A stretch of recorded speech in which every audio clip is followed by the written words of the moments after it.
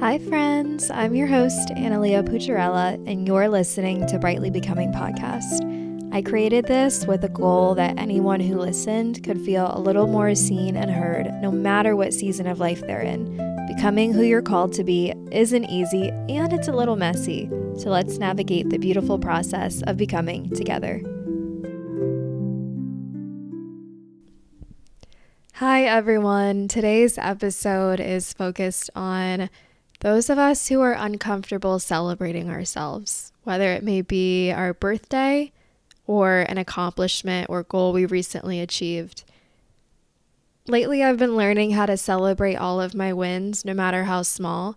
It doesn't matter if this win that I particularly achieved is the smallest win to someone else. I'm still celebrating myself. But I didn't always used to be this way. And if you're listening and you also had a hard time or continue to have a hard time celebrating yourself, this episode is dedicated to you because I'm learning how to come out of that space as I have been there pretty much my whole life. I can't remember a time where I really enjoyed being celebrated, and it's always felt wildly uncomfortable to me. I used to be so uncomfortable even just talking about myself. I would think I'm talking too much, I'm oversharing, I'm not letting someone else have the spotlight. These things were just implemented in my head as a kid for some reason, and I could never quite put my finger on why, But I realized that it's just the opposite. God wouldn't want me to feel that way. And God has used me and continues to use me as a vessel to help other people. And I'm realizing my words have such strong power to bring light into people's lives. Birthdays are just weird for me. I don't know. I never liked being the center of attention. And I remember I would always give too much of myself on my special day because it made me uncomfortable to be celebrated. And I would sit with that and I would say, why am I so easily okay with the fact that I'd much rather celebrate someone else than myself? It almost made me sad that I wasn't pouring the same love into myself as I was to others. I was just draining myself. Last year, I didn't like my birthday because my grandma was in hospice. So now this year, not having her around, it does hurt a lot. And it does feel like this reminder of her not being here. But I know she'd be so proud of me and she wouldn't be in disbelief of where I am because she's always had strong faith that I have a bright future and that God's got me. But it does feel weird not having her. She's celebrated every one of my birthdays. So in a way, I feel like, I don't know, I'm a very out of sight, out of mind type person. I tend to be very avoidant. And I think that me thinking about my birthday this year makes me uncomfortable. And it's because I'm still grieving, but it also makes me think of how my birthdays used to be a lot healthier. Like just 2 years ago, I was able to eat whatever I wanted. And I don't miss that life, right? Because God rescued me from the path I was headed down. Do I miss pieces of it? Yeah, I do. I miss being able to enjoy food without fear. And I miss being more social. Luckily, the job that I was given by God allows me to be social, allows me to bring that aspect back into my life again.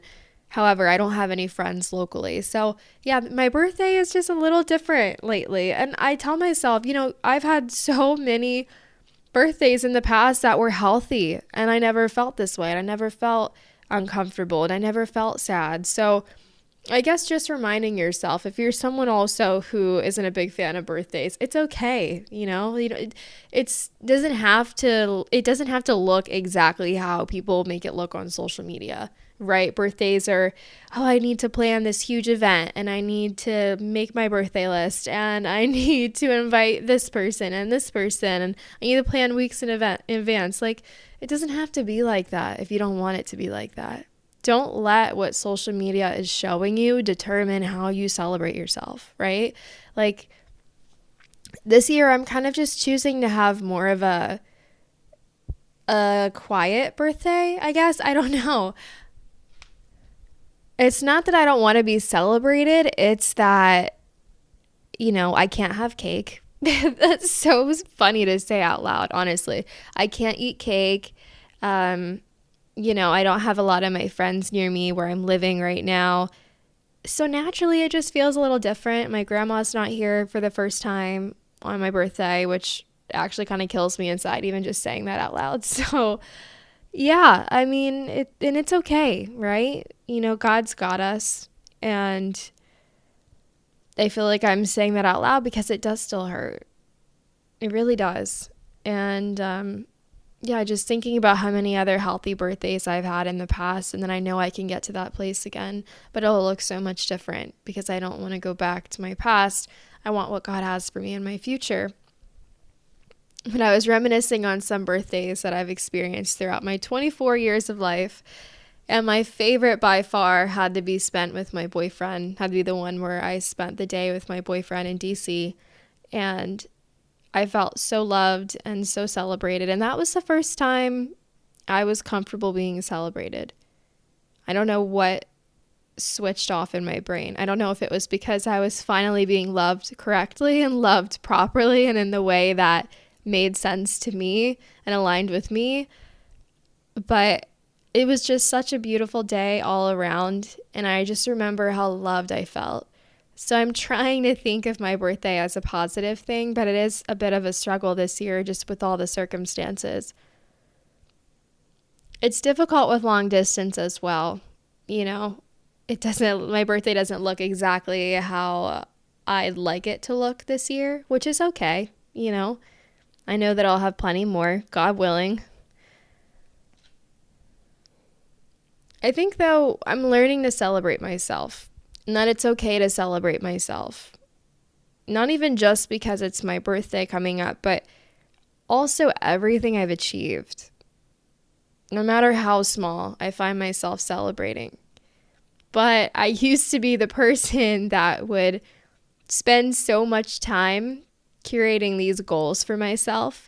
And then as soon as I achieved one, I would just brush right past it and move on to the next goal. Like nothing happened. I think it's really important to just stop and celebrate yourself every once in a while, right? Like it doesn't matter how small. It could be the smallest thing, like you lost weight or you got a job, or like for me, like I got a new job and I've been celebrating myself and how much I love my job and how grateful I am that God brought me here and that his timing is perfect. I've definitely gotten a lot better about living in the moment. And the difference between who I am now and who I was last year is it feels like a different person. Honestly, even just in 1 year, I don't recognize who I was last year. Having chronic illnesses has taught me so much resilience and so much strength, and that alone deserves to be celebrated. What you go through every day, that silent battle, that deserves to be celebrated, whatever it is. So don't let anybody tell you that you don't deserve to be celebrated, because it's not true. Everybody deserves to be celebrated. Everybody deserves to be loved. I personally know that my true happiness and my true fulfillment comes from God and God only, and everything else is just a bonus. But ask yourself, would God really want me to be thinking this way right now? Would God really want me to be like, okay, I don't want to be celebrated. I'm not proud of myself, or this goal wasn't really that big of a deal. No, don't undermine it. Who you are and what you're doing, you're on the path of who God called you to be. So just continue walking and just continue having faith no matter how hard it gets. You have to hold on. And it can be really hard. I'm holding on to that that fact that hopefully there will be better birthdays in the future, And I have proof of that because I've spent a lot of birthdays being happy and feeling loved and feeling celebrated and being okay with being celebrated. So some things just take time. It's okay if something doesn't look exactly how you thought it was going to. I know sitting with that disappointment is uncomfortable, but it's not unsafe. And you can get through that too. And if you're telling yourself it feels like the end of the world, you'll look back one day remember when you thought that what you were going through was the end of the world, the end of the road for you, and yet you made it anyways. You've survived 100% of your hardest days, and that alone deserves to be celebrated. Really think about that for a second. How many times have you thought about, oh my gosh, I'm never going to overcome this. This is it. Like, I can't keep going. How many times have you gotten so close to that, right? And you kept going. It didn't matter how hard life got for you. It didn't matter what the circumstance was. You chose to keep going. And that deserves to be celebrated. I am so grateful to live another year on God's beautiful earth and look back at everything I have become in the last year. It almost makes me emotional just to talk about it because I truly don't recognize who I was before this all happened to me. It was like until I got to the other side, until I got to the land that God promised me, I couldn't see how dark and destructive the path was that I was going down. It almost feels like looking into a crystal ball and like looking into the future, but looking backwards. I don't know if that makes sense, but that's how my brain decided to work just now. And you just have to trust that better days are ahead. But in the meantime, celebrate where you are now, because I guarantee you there was a version of yourself that appreciated every small moment and you just brushed right past it. You get all excited about these goals for yourself, but then you never celebrate when you achieve them. And you're on to the next goal and the next big thing. And the next habit you want to implement. But what happened to those other things you just brushed right by?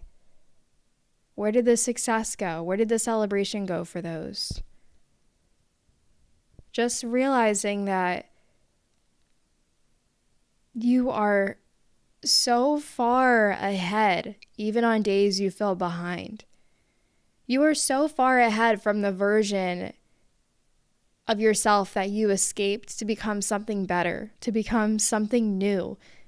You noticed that you weren't happy in your life and you did something to change it. And now you're no longer unhappy. Now you're no longer at that spot. And that deserves celebrating.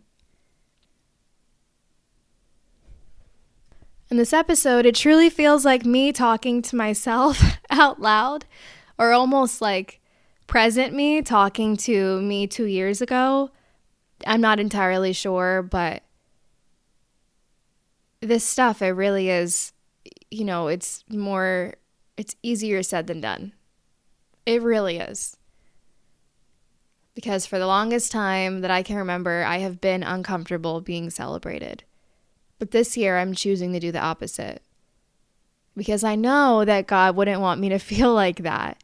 And I know that future me is looking at current me and saying, hey, we have done this, and this. Like, we have accomplished so much. That is not going to cut it. That mindset, no, that's not going to cut it. You have to celebrate your small wins before you can celebrate your big ones. Because by the time you get to that big win, you're going to do exactly what I did. And you're just going to brush right past it. Like it wasn't even there. Like, oh, no big deal. I accomplished that. Because you're letting someone else define how big or small that win is. You're not listening to your inner instinct, your inner feelings. You're disregarding your own feelings out of fear that someone views the goal that you just achieved as smaller than what you feel it is. So really sit with that. And do your best to celebrate every small win. And I'm so blessed to be here another year, and I can't wait for all that's to come. Thank you for listening. I would love if you shared your story and your feelings on this week's episode in the comments. Remember, it doesn't matter what season of life you're in, because you're not behind, you're becoming. I'm really proud of you, and I'm right there with you. I'll see you next week.